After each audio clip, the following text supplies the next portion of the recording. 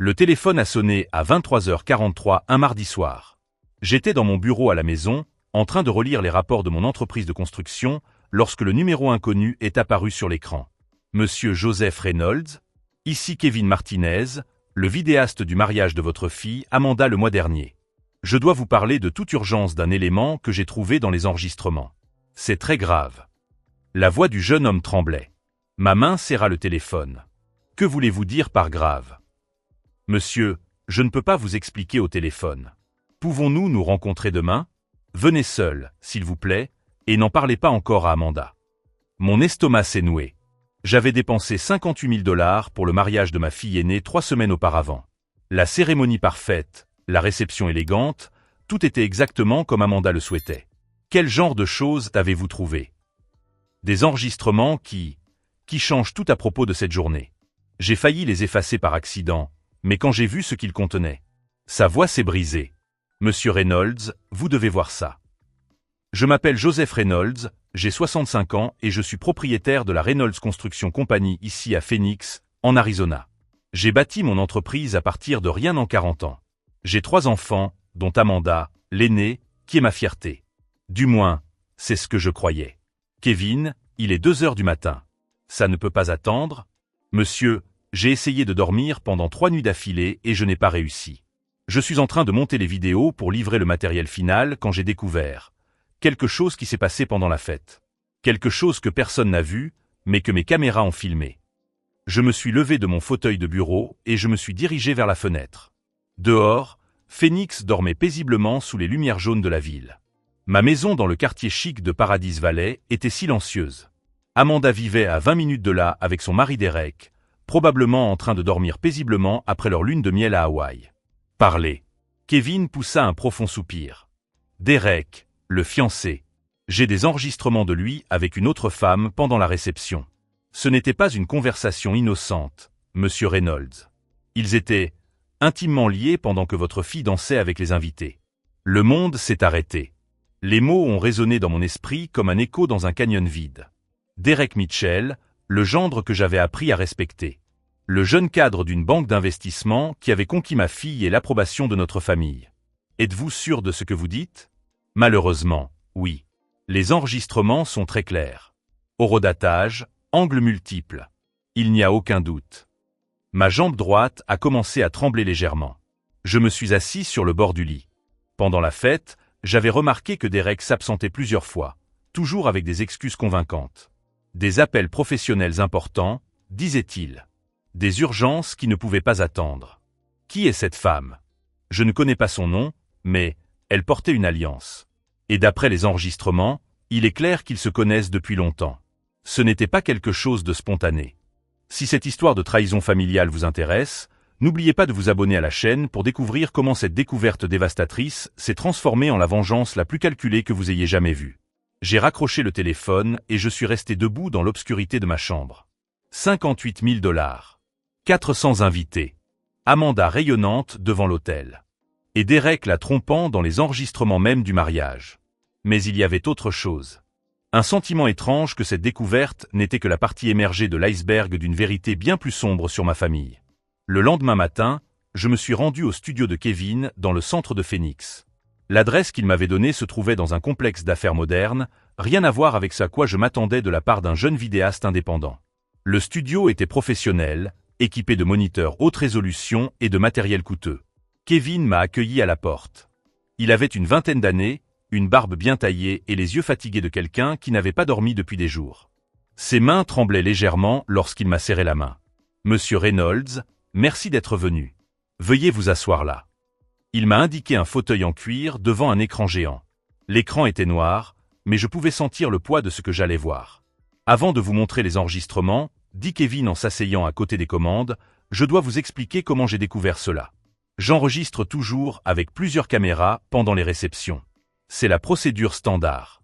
Une caméra fixe sur l'autel, une caméra mobile avec moi et 2 caméras à distance qui capturent des angles généraux. Il fit une pause, se frottant les tempes. J'avais placé l'une de ces caméras à distance dans le jardin latéral du lieu, afin de capturer des images de la fête à l'extérieur. Je pensais que ce serait sympa d'avoir quelques plans extérieurs des invités en train de se détendre. Vous voyez? Mon estomac se nouait pendant qu'il parlait. La caméra a enregistré pendant 4 heures d'affilée. Lorsque j'ai commencé à monter les images la semaine dernière, j'ai remarqué du mouvement dans cette zone à certains moments précis de la fête. Du mouvement qui n'aurait pas dû être là, car cette partie du jardin était techniquement fermée aux invités. Kevin a allumé le moniteur. Les premières images montraient la réception sous un angle que je ne reconnaissais pas. Le jardin latéral du club était partiellement éclairé par des lumières de sécurité, avec un coin salon et une petite fontaine décorative. Voici l'enregistrement de 20h45, moment où votre fille procédait à la traditionnelle découpe du gâteau. Je m'en souvenais parfaitement. Amanda rayonnante, Derek à ses côtés, tous deux souriant aux caméras tandis qu'ils coupaient le gâteau à 3 étages qui avait coûté $800. Maintenant, regardez le coin supérieur droit de l'écran. Kevin désigna une zone ombragée près de la fontaine. 2 silhouettes émergèrent de l'ombre. Même avec la qualité nocturne de l'enregistrement, il était impossible de ne pas reconnaître Derek. Il portait le même smoking bleu marine que je l'avais aidé à choisir 3 mois auparavant. La femme à ses côtés était rousse et portait une robe vert émeraude que je ne reconnaissais pas parmi la liste des invités. Elle ne faisait pas partie des 400 invités que nous avions soigneusement sélectionnés et payés. Elle ne figurait pas sur la liste officielle. Ai-je confirmé à voix haute? Exactement. J'ai vérifié 3 fois. Cette femme n'apparaît dans aucun registre de présence, aucune photo officielle de la fête, rien. Sauf dans ses enregistrements. Kevin fit avancer l'image. Derek et la femme discutaient intensément, leurs visages proches. Ce n'était pas une conversation informelle entre connaissances. Leur langage corporel criait l'intimité. Continuez à regarder. Derek regarda autour de lui pour s'assurer qu'ils étaient seuls, puis attira la femme plus près de la fontaine, où l'éclairage était encore plus faible. Ce qui se passa ensuite me glaça le sang. Ils s'embrassèrent. Pas une salutation sociale ou un moment de faiblesse impulsif. Un baiser profond, long, de personnes qui se connaissaient très bien. Ses mains se déplaçaient sur le dos de sa robe avec une familiarité évidente. Combien de temps cela a-t-il duré? Ai-je demandé, ma voix sortant plus rauque que je ne le voulais. 7 minutes et 32 secondes. Et ce n'était pas la seule fois. Kevin a mis la vidéo en pause et a ouvert un autre fichier. Celui-ci date de 21h15. Le moment où votre fille dansait la valse avec vous. Une autre scène, même endroit. Derek à nouveau avec la femme mystérieuse. Cette fois, ils étaient assis sur le banc près de la fontaine, elle appuyait contre sa poitrine, tous deux riant doucement de quelque chose qui lui murmurait à l'oreille. Et il y a plus. Un 3e fichier. 22h20. Le moment où Amanda avait lancé le bouquet à ses amis célibataires. Pendant que ma fille célébrait son bonheur dans la salle principale, Derek était dans le jardin latéral, chuchotant des promesses à l'oreille d'une autre femme. J'ai réussi à capturer des fragments de l'audio, dit Kevin en réglant les commandes de l'équipement. La qualité n'est pas parfaite, mais on peut comprendre certaines choses. La voix de Derek sortit des haut-parleurs, déformée mais compréhensible. Encore 2 mois, je te le promets. Après la période d'adaptation, je demanderai le divorce et nous serons libres. Ma vision s'est assombrie sur les bords. Période d'adaptation. Divorce prévu. Derek ne se contentait pas de tromper Amanda lors de leur propre fête de mariage. Il l'avait épousée en sachant qu'il mettrait fin à tout cela dans quelques mois. Y a-t-il autre chose? Ai-je demandé, même si une partie de moi ne voulait pas savoir. Malheureusement, oui. Sa réponse était claire. La voix féminine, avec un accent que je ne parvenais pas à identifier. Tu es sûr qu'elle ne se doute de rien? Et l'argent des cadeaux? Amanda ne se doute de rien. Et les cadeaux? Nous avons récolté $73 000 en espèces et en chèques. Lorsque je demanderai le divorce pour incompatibilité, la moitié m'appartiendra légalement selon la loi de l'Arizona. $73 000. Je me souvenais des enveloppes déposées sur la table des cadeaux. Des amis proches de la famille, des collègues de travail, des parents éloignés. Tous célébraient ce qu'ils pensaient être le début d'une nouvelle vie heureuse pour Amanda. Derek transformait le mariage de ma fille en une opération de blanchiment d'argent. Kevin, dis-je lentement, j'ai besoin de copies de tout ça. Je les ai déjà préparées. 3 clés USB avec tous les enregistrements, les horodatages, les fichiers audio séparés. Tout est documenté de manière organisée. Il ouvrit un tiroir et en sortit une enveloppe brune. Monsieur Reynolds, je voudrais supprimer ces enregistrements et faire comme si je n'avais rien vu. Ce serait plus facile pour tout le monde. Mais, il fit une pause, regardant l'écran figé sur l'image de Derek, embrassant la femme mystérieuse. Votre fille mérite de connaître la vérité. Je pris l'enveloppe, sentant le poids des preuves dans mes mains. Combien je vous dois pour ce travail supplémentaire? Rien. Absolument rien. Ce n'était pas du travail, c'était un devoir moral. Je rentrais chez moi en silence, l'enveloppe sur le siège passager comme une bombe à retardement. 73 000 $ en cadeau de mariage. Un divorce prévu 2 mois après la cérémonie. Une maîtresse portant une alliance, suggérant qu'elle aussi trompait quelqu'un. Derek Mitchell n'était pas seulement un mari infidèle. C'était un criminel menant une escroquerie élaborée contre ma famille. Quand je suis arrivé à la maison, j'ai trouvé un message d'Amanda sur le répondeur. Sa voix joyeuse et animée m'a transpercé le cœur comme du verre. « Salut, papa. Derek et moi organisons un barbecue samedi pour remercier tout le monde pour le mariage. Tu peux venir? Nous voulons célébrer notre nouvelle vie ensemble. » Notre nouvelle vie ensemble. Ces mots résonnaient dans ma tête, tandis que je tenais l'enveloppe contenant les preuves de la trahison orchestrée. Derek avait tout calculé, le timing, les cadeaux, la mise en scène pendant la fête, même le délai légal pour le divorce. Il avait étudié ma fille comme un prédateur étudie sa proie. Mais Derek Mitchell avait commis une erreur fatale. Il avait complètement sous-estimé à qui il avait affaire. Car je n'étais pas seulement le père d'Amanda. J'étais Joseph Reynolds, un homme qui avait bâti un empire dans le secteur de la construction à partir de rien, affrontant des concurrents malhonnêtes, des clients frauduleux et des partenaires traîtres pendant 40 ans. Et maintenant, enfin, j'avais toutes les preuves dont j'avais besoin pour montrer à Derek Mitchell comment un véritable prédateur opérait. J'ai passé toute la nuit à regarder les enregistrements en boucle. Chaque détail me transperçait comme du verre. Derek vérifiant sa montre pendant le baiser, calculant combien de temps il pouvait s'absenter sans éveiller les soupçons. La femme rousse ajustant son alliance avant de s'éloigner. Son sourire satisfait lorsqu'il revenait dans la salle, embrassant Amanda comme si de rien n'était. 73 000 $. Cette phrase résonnait dans mon esprit. Derek avait transformé le mariage de ma fille en un vol élaboré, et j'avais financé chaque centime. Le jeudi matin, mon téléphone a sonné. Amanda. Papa. Tu as reçu mon message à propos du barbecue? Sa voix joyeuse m'a brisé le cœur. Comment pouvais-je dire à ma fille que l'homme qu'elle aimait était un prédateur calculateur? Oui, ma chérie. À quelle heure? Samedi à 14 h. Derek est impatient de remercier personnellement tous ceux qui ont rendu notre journée spéciale. Il a dit qu'il voulait commencer notre vie conjugale en honorant les personnes qui nous ont soutenus. Honorer les personnes qui nous ont soutenus. Ces mots étaient comme de l'acide. Amanda, je peux te poser une question? Comment vont vos finances à tous les deux? Silence. Puis un rire forcé. Pourquoi tu me demandes ça? Tout va bien, papa. Derek s'occupe de tout. Et les cadeaux de mariage? Derek a tout déposé sur un compte spécial qu'il a créé. Il a dit que c'était mieux ainsi, plus organisé. Pourquoi? Ma main serra le téléphone.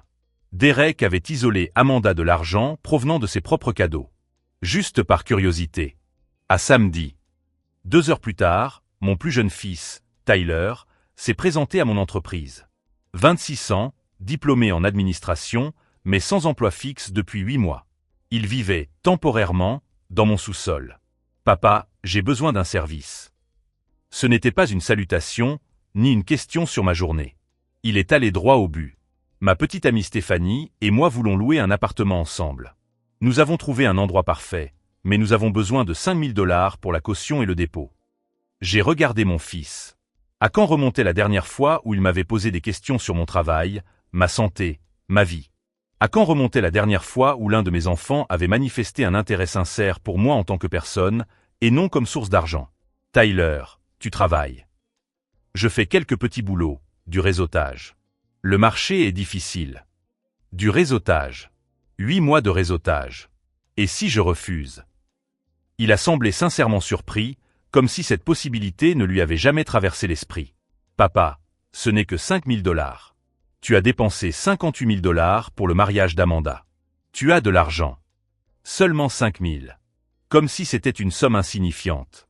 Comme si mes 40 années de travail acharné avaient abouti à un compte bancaire infini à la disposition des caprices de la famille. Laisse-moi réfléchir. Tyler fronça les sourcils. Réfléchir à quoi? C'est une demande simple. Stéphanie a déjà dit à ses parents que nous allions acheter l'appartement. Après le départ de Tyler, je me suis assis dans mon fauteuil de direction et j'ai regardé par la fenêtre du 20e étage. Phoenix s'étendait devant moi, une ville que j'avais contribué à construire de mes propres mains. Mon entreprise, Reynolds Construction, était respectée et prospère. Mais au sein de ma propre famille, j'étais considéré comme une simple banque. Vendredi, ma fille cadette, Jessica, m'a appelé. Âgée de 32 ans, divorcée depuis 2 ans, elle vivait dans un appartement que j'aidais à payer. Papa, la voiture est encore en panne. Le mécanicien a dit que la réparation coûterait 3500 $. Tu peux m'aider? Je ne peux pas me passer de voiture avec les enfants. 3500 $. Toujours des montants élevés, toujours urgents, toujours présentés comme des besoins fondamentaux. Jessica, combien de fois avons-nous réparé cette voiture au cours des 2 dernières années? Je ne sais pas.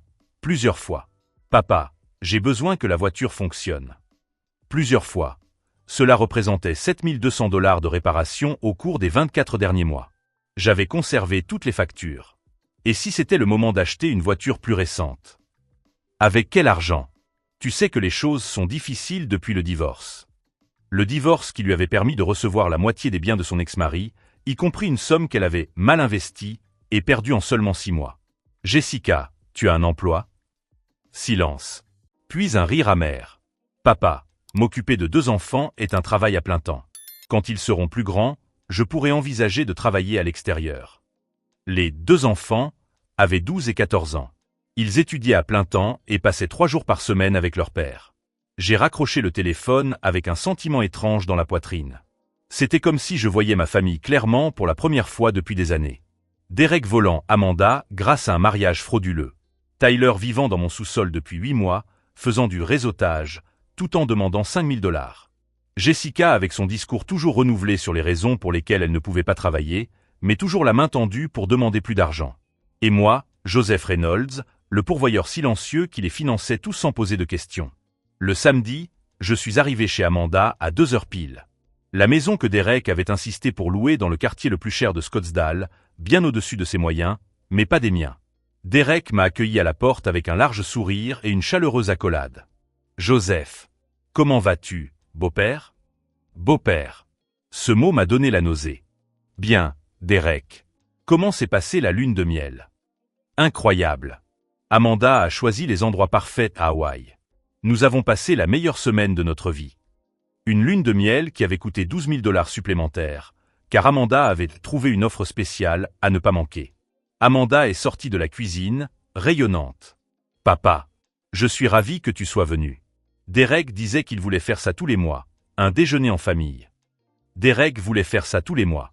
Encore plus d'occasions pour lui de jouer le rôle du gendre parfait tout en planifiant comment divorcer de ma fille dans 60 jours. Ça semble merveilleux, ai-je répondu en forçant un sourire. Pendant le barbecue, j'ai observé Derek attentivement. Chaque geste, chaque mot, chaque sourire. Il était doué. Très doué. Il touchait Amanda au bon moment, riait aux bonnes blagues, s'intéressait à mon entreprise avec un intérêt fin convaincant. Joseph, j'ai réfléchi, a dit Derek en retournant les hamburgers. Amanda et moi voulons acheter une maison bientôt. Investir dans quelque chose qui nous appartienne. Tu vois? Nous avons repéré une superbe propriété, mais elle dépasse un peu nos économies actuelles. Nous y voilà. Le deuxième acte de l'arnaque. Intéressant. Combien coûte-t-elle? 450 000. C'est vraiment la maison de nos rêves. Et avec ma promotion à la banque qui approche. Amanda s'est animée. Papa, tu dois voir cette maison. Elle a 4 chambres, une piscine, une vue sur les montagnes. Elle est parfaite pour quand nous aurons des enfants. Quand nous aurons des enfants. Derek prévoyait de divorcer d'elle dans 2 mois, mais il parlait déjà d'avoir des enfants avec elle. Et quel serait le montant de la compte? 90 000 $, répondit Derek avec désinvolture. Je sais que c'est beaucoup, mais ce serait un investissement incroyable. La plus-value dans cette région est garantie. 90 000 $. Il voulait que je finance une maison qu'il partagerait à parts égales avec Amanda lors du divorce frauduleux. Laisse-moi y réfléchir, répondis-je. Derek sourit. Bien sûr, bien sûr. Ne te précipite pas. C'est une décision importante. Ne te précipite pas, mais Amanda parlait déjà de la décoration des chambres. Je suis sorti de chez Amanda cet après-midi-là avec une clarté cristalline. Ce n'était pas seulement Derek. C'était un schéma systématique. Amanda avait besoin d'argent pour la maison de ses rêves. Tyler avait besoin de 5 000 $ pour son appartement. Jessica avait besoin de 3 500 $ pour sa voiture. Chacun d'entre eux avait trouvé un moyen différent de faire de moi sa source de financement personnel. Mais Derek était le pire de tous. Il ne se contentait pas de voler de l'argent, il détruisait ma fille au passage. Je suis rentré chez moi, je suis monté directement dans mon bureau et j'ai verrouillé la porte. J'ai pris l'enveloppe contenant les preuves fournies par Kevin et je les ai étalées sur mon bureau. Des photos, des horodatages, des enregistrements audio, des preuves irréfutables que Derek avait trompé Amanda pendant leur propre mariage, tout en planifiant un divorce stratégique pour voler la moitié de l'argent des cadeaux. Pendant 40 ans, j'ai bâti mon entreprise en étant méticuleux, stratégique, patient. J'ai affronté des concurrents malhonnêtes, des clients frauduleux, des fournisseurs menteurs. Toujours avec la même approche, recueillir des preuves, planifier soigneusement, exécuter avec précision. Derek Mitchell avait commis une erreur fatale. Il pensait l'avoir affaire à un père naïf et généreux. Il se trompait. Il avait affaire à Joseph Reynolds, un homme qui avait passé 4 décennies à bâtir un empire grâce à une planification méticuleuse et une exécution implacable. Et maintenant, pour la première fois depuis des années, j'avais un projet personnel qui méritait toute mon attention et toute mon expertise. Derek voulait jouer à un jeu de manipulation et de fraude. Parfait. J'avais inventé ce jeu. J'ai pris un bloc-notes et j'ai commencé à écrire. Projet Derek Mitchell, en haut de la page. En dessous, 3 colonnes. Preuves, ressources, chronologie. Il était temps de montrer à ce jeune homme arrogant comment opérait un véritable prédateur. Et quand j'en aurais fini avec lui, Derek Mitchell comprendrait qu'il avait choisi la mauvaise famille à détruire. Le lundi suivant, j'ai appelé mon avocat personnel, Richard Steinberg. 40 ans de partenariat dans les affaires m'ont appris que les bonnes batailles commencent par des bases juridiques solides. Richard, j'ai besoin d'une consultation privée aujourd'hui. Une affaire familiale délicate. 1 heure plus tard, j'étais dans son bureau du centre-ville de Phoenix, les preuves concernant Kevin étalées sur la table en acajou. Richard a regardé les vidéos 3 fois, écouté les enregistrements audio, examiné les métadonnées. Joseph, ce sont des preuves criminelles. Fraude matrimoniale, détournement de dons faits de bonne foi. Derek Mitchell risque jusqu'à 5 ans de prison. Je ne veux pas encore de poursuite pénale. Je veux quelque chose de plus éducatif. Richard me connaissait depuis des décennies. Il savait que lorsque je parlais d'éducation, je planifiais quelque chose de méticuleux et de dévastateur. Qu'avez-vous en tête? Premièrement, je veux qu'un détective privé suive Derek et la femme mystérieuse. J'ai besoin de savoir qui elle est, depuis combien de temps leur relation dure, s'il y a d'autres manigances en cours. Deuxièmement, je veux un audit complet des finances de Derek. Chaque compte, chaque investissement, chaque dette. S'il prévoit un divorce stratégique, je dois savoir exactement ce qu'il cache. Richard prit des notes. Et troisièmement, je souris pour la première fois depuis des jours. Troisièmement, je veux que tu prépares les documents de divorce pour abandon émotionnel et fraude. Amanda va poursuivre Derek avant même qu'il ait eu la chance de la poursuivre. C'est risqué, Joseph. Amanda ne voudra peut-être pas divorcer. Elle le voudra quand elle verra les preuves. Richard a fermé son bloc-notes. Combien de temps avons-nous? Derek prévoit de déposer la demande de divorce dans 60 jours. Nous avons 6 semaines pour détruire complètement sa stratégie. Je quittais le bureau de Richard avec un calendrier détaillé. Phase 1, enquête approfondie.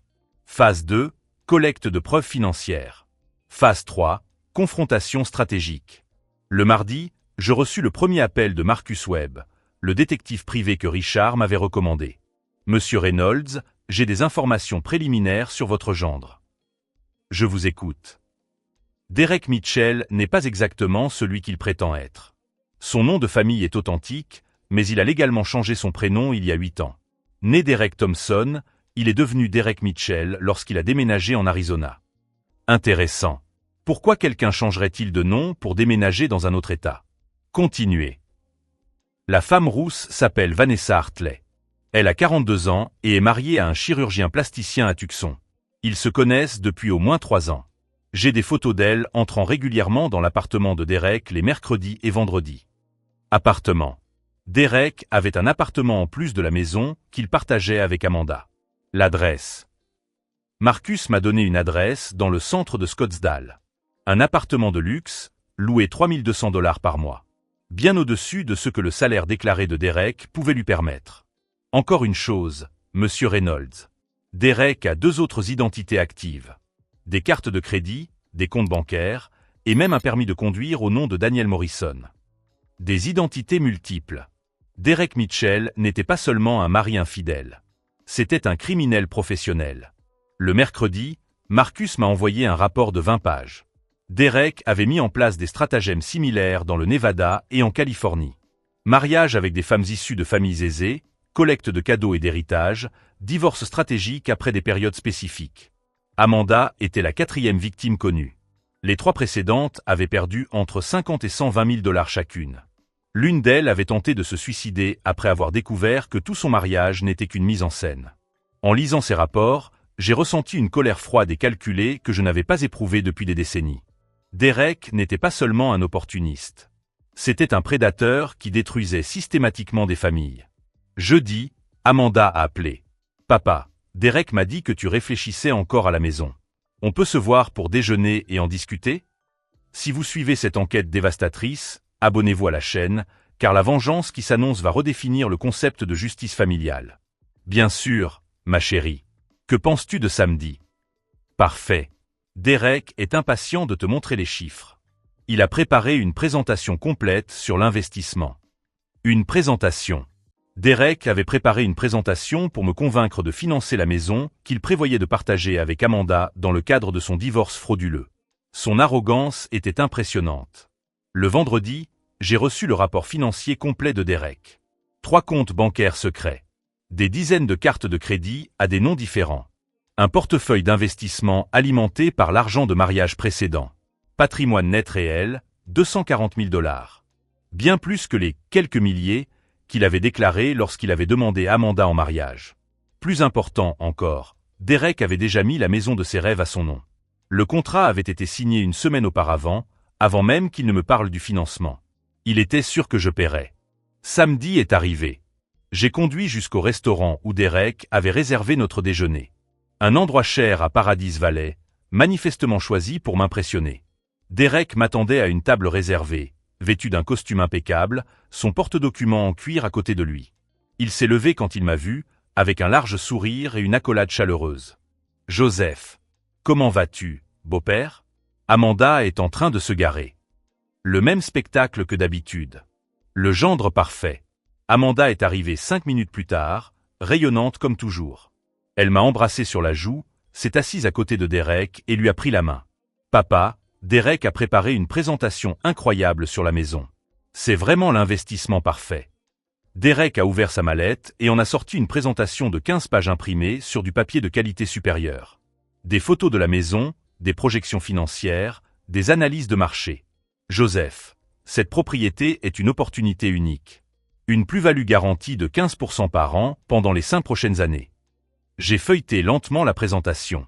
Chaque page était soigneusement conçue pour me convaincre que 90 000 $ était un investissement, et non un cadeau. Impressionnant travail, Derek. Merci. J'ai passé des semaines à faire des recherches. Je veux m'assurer que ce soit bon pour nous tous. Bon pour nous tous. Y compris la femme rousse qui se rendait dans son appartement secret 2 fois par semaine. J'ai quelques questions.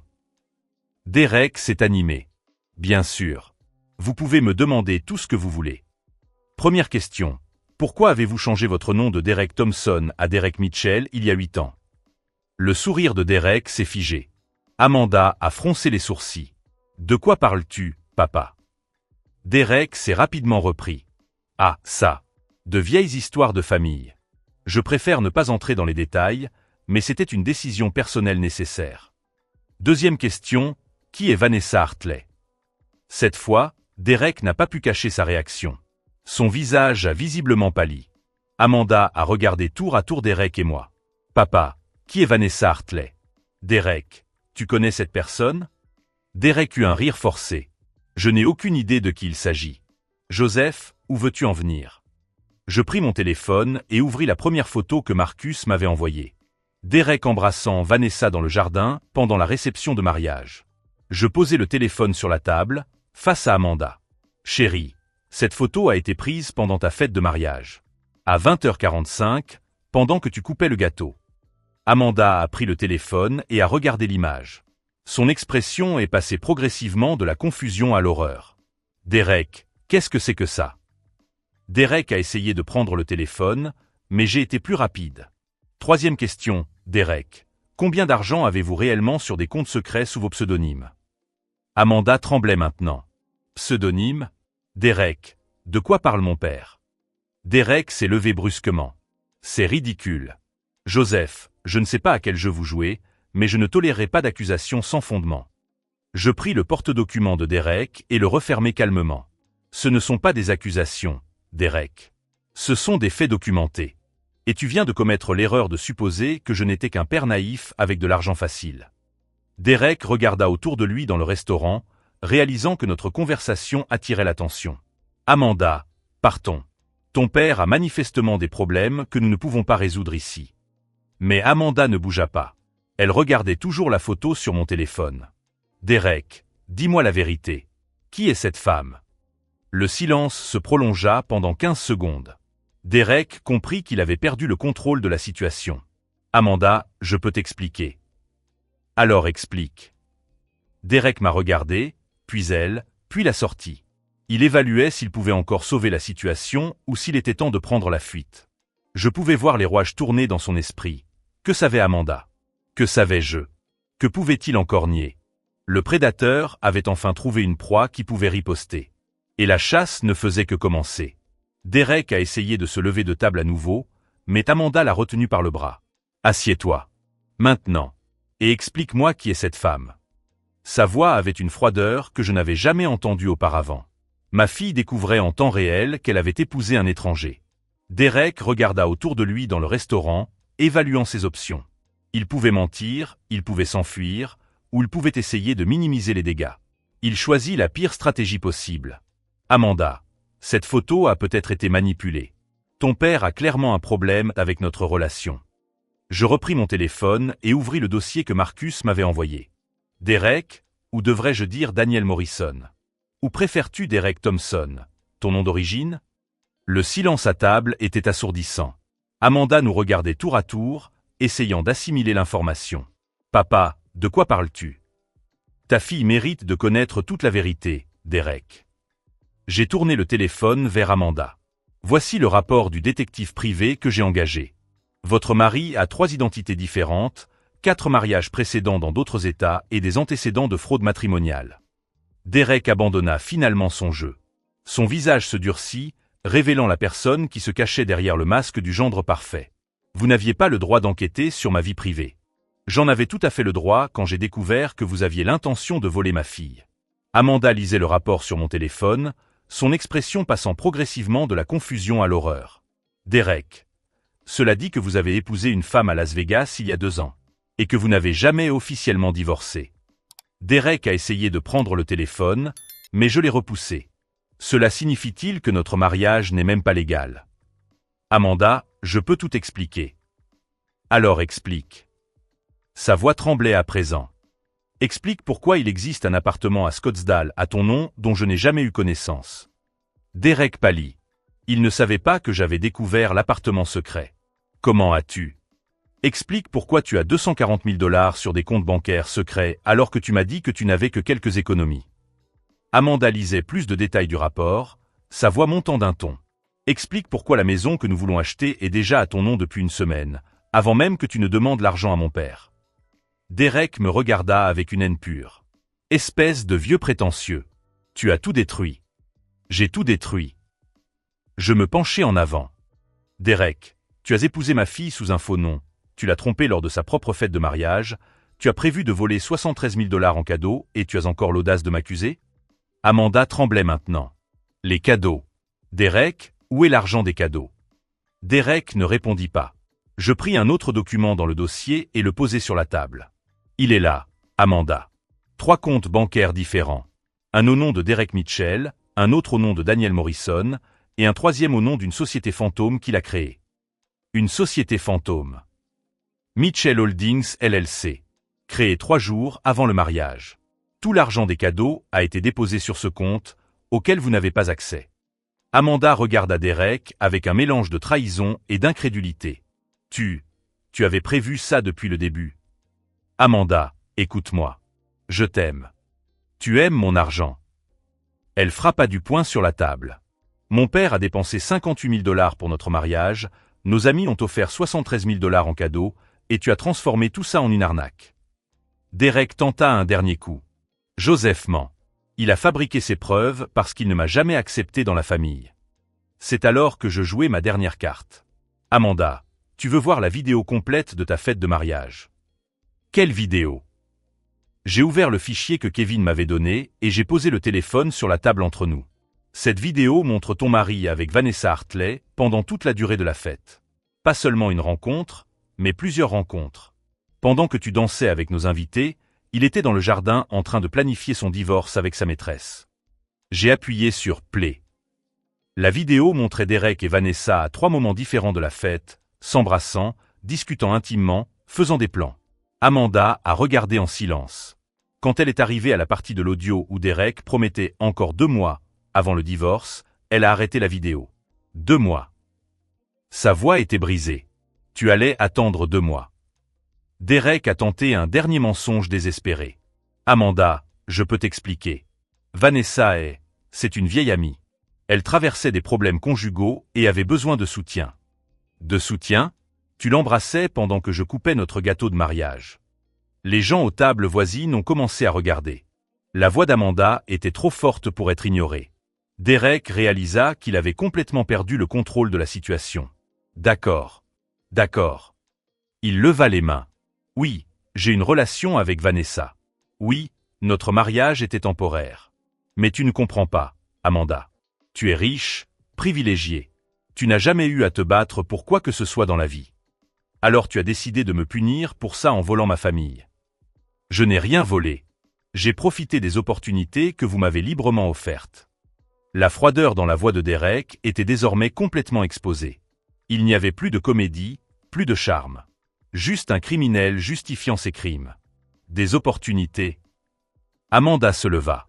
Tu as qualifié notre mariage d'opportunité. Amanda, les gens comme vous s'en sortent toujours bien. Ils ont de l'argent, ils ont des relations. Les gens comme moi doivent faire preuve de créativité. C'est alors que j'ai remis le dernier document. Derek, ceci est un mandat d'arrêt. La bigamie est un crime fédéral. La fraude matrimoniale est un crime d'État. Et le détournement de cadeaux de mariage est un vol qualifié. Derek a regardé le document et son visage a perdu toute couleur.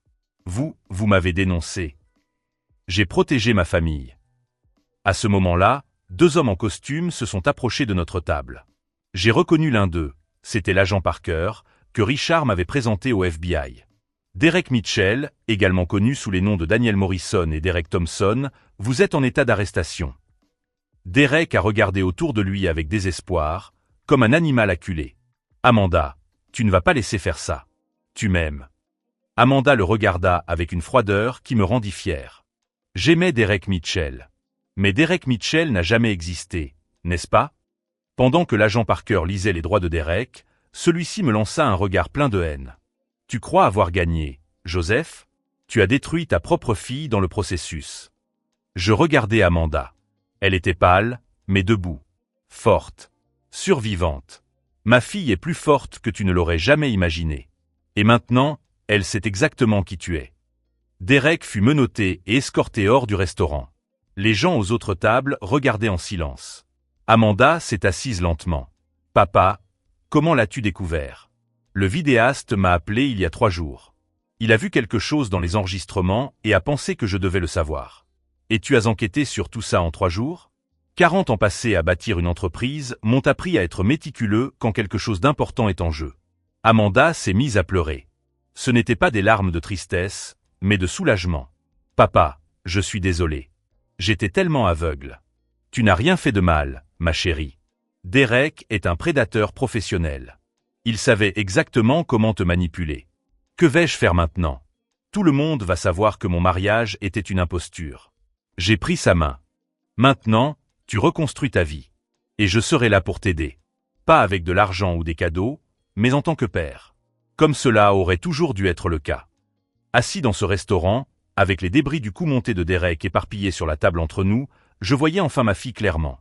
Non pas comme une victime ou une responsabilité financière, mais comme une femme forte qui avait survécu à un prédateur et qui en ressortirait encore plus forte. Derek Mitchell avait tenté de détruire ma famille pour profiter de notre générosité. Au lieu de cela, il nous avait donné quelque chose de bien plus précieux, l'occasion de nous connaître véritablement, sans les distractions de l'argent et des obligations artificielles.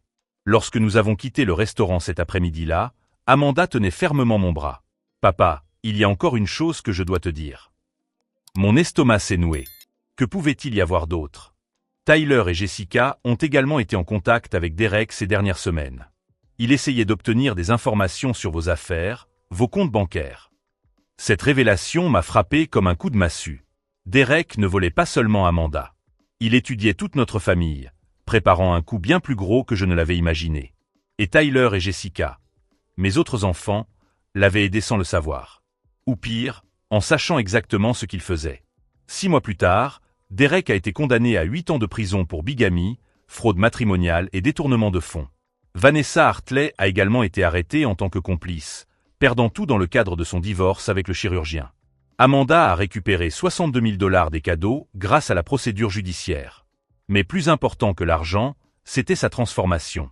Ma fille, qui avait été une victime naïve, est devenue une femme forte et indépendante. « Papa, merci de ne pas m'avoir laissé vivre dans le mensonge », m'a-t-elle dit pendant notre déjeuner hebdomadaire, une tradition que nous avons instaurée après l'incident. Je sais que ça a été difficile de te montrer ces preuves. La vérité sur Tyler et Jessica s'est avérée encore plus douloureuse. Grâce à l'enquête, nous avons découvert que Derek leur avait offert 15 000 $ à chacun en échange d'informations sur mes affaires et mes comptes bancaires. Ils ont accepté, pensant qu'il aidait simplement leur beau-frère, à préparer des surprises financières pour Amanda. Tyler a complètement changé après avoir découvert comment il avait été manipulé. Il a trouvé un emploi dans une entreprise de marketing et pour la première fois depuis des années, il a cessé de me demander de l'argent. Maintenant, il me demande comment s'est passée ma journée, comment je vais, quels sont mes projets. Jessica a également changé. Elle s'est inscrite à un cours du soir de comptabilité et a commencé à travailler à temps partiel. « Papa, je veux que tu sois fier de moi pour qui je suis, pas pour l'argent que tu me donnes, » m'a-t-elle dit. Le plus surprenant a été de découvrir que Derek avait ciblé notre famille depuis plus d'1 an, étudiant nos habitudes à travers les réseaux sociaux, des rencontres fortuites et des informations que Tyler et Jessica partageaient inconsciemment. Mais son arrogance a causé sa perte. Derek a complètement sous-estimé un homme qui avait bâti un empire grâce à une planification méticuleuse et une exécution implacable. Aujourd'hui, mon entreprise est plus forte que jamais. Mes enfants et moi avons des relations sincères basées sur l'amour et le respect mutuel, et non sur des transactions financières. Amanda a trouvé un homme merveilleux qui l'aime pour ce qu'elle est, et non pour le montant du compte bancaire de la famille. Le vidéaste Kevin est devenu un ami proche. Son courage de m'appeler a sauvé ma famille d'une destruction bien plus grande. Il documente désormais les événements d'entreprise pour ma société. Derek a tenté de détruire notre famille pour profiter de notre générosité. Au lieu de cela, il nous a offert le cadeau le plus précieux, l'opportunité de nous connaître véritablement et de construire des relations authentiques. La véritable victoire n'a pas été de le voir en prison. Elle a été de découvrir que mes enfants m'aimaient suffisamment pour changer lorsqu'ils ont réalisé à quel point ils m'avaient blessé. Elle a été de comprendre qu'être un bon père signifiait fixer des limites et pas seulement ouvrir son portefeuille. Si cette histoire de trahison, d'enquête et de rédemption familiale vous a touché, abonnez-vous à la chaîne et partagez dans les commentaires vos propres expériences avec des personnes qui ont tenté de manipuler votre générosité. J'ai appris que des prédateurs comme Derek existent partout, mais que les familles fortes peuvent survivre à n'importe quelle tempête lorsqu'elles choisissent la vérité plutôt que la commodité. Aujourd'hui, à 66 ans, je comprends enfin la différence entre être aimé pour ce que l'on a et être aimé pour ce que l'on est. Et cette leçon n'a pas de prix. Derek pensait avoir trouvé une famille de proies faciles. Au lieu de cela, il a trouvé des personnes prêtes à se battre pour la vérité et à en sortir plus fortes qu'elles ne l'auraient jamais imaginé. No dije nada importante igual. El Espíritu Santo. Pero bueno. ¿Cuentan las stats? Supongo que sí. Es un modo nomás. Me comí anuncio. Ay, la puta madre. Bueno, los voy a bajar los anuncios. La puta que los remil parió. Lo voy a hacer. Me va a dar 0,1 centavo ahora. De por sí me da poco esta poronga, mierda, horrible. ¿Dónde mierda está esto?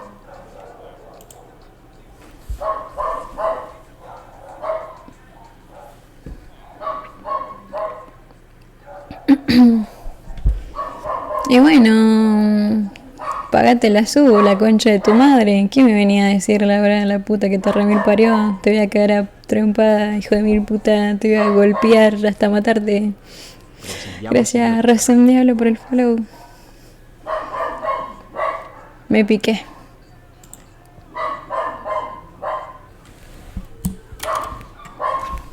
Otra. 150. Pero amigo, vos tenés obesidad mórbida, obviamente me vas a aplastar si yo me llego a golpear con vos. What? Y sí, tanqueo todo. Está perfecto, me parece bien. Que te traigo loca. No. ¿Qué onda, vaina loca? Amor, ¿de qué? No flipéis. Ya. ¿Qué onda, Chris?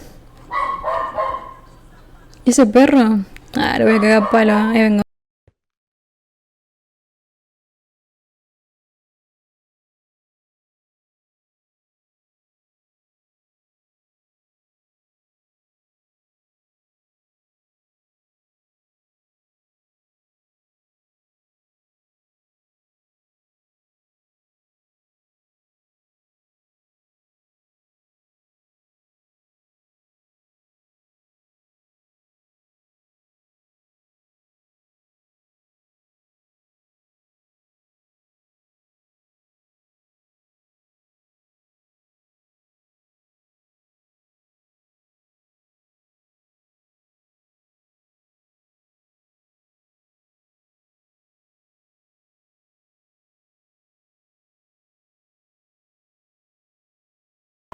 Boludo, lo fue a retar y de ahí nomás cerré la puerta y se puso a ladrar. Qué hijo de puta. Lo voy a...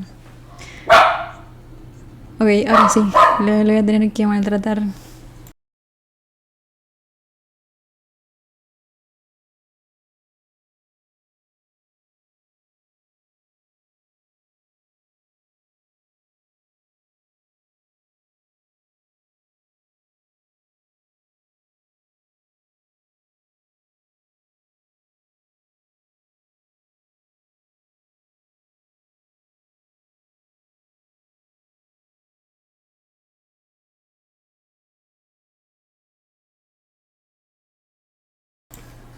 No me hizo caso.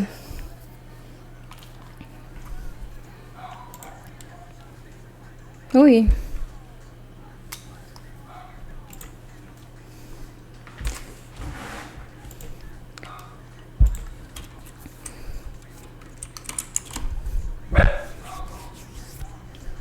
El móvil... Hola, Alec.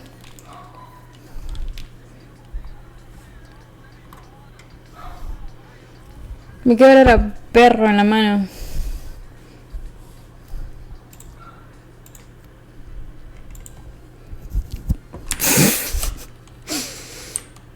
¿Qué es esa skin, boludo?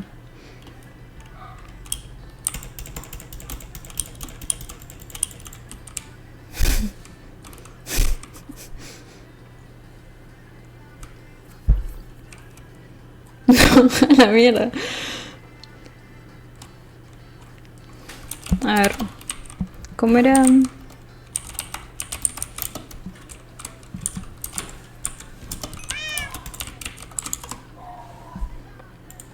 Bueno.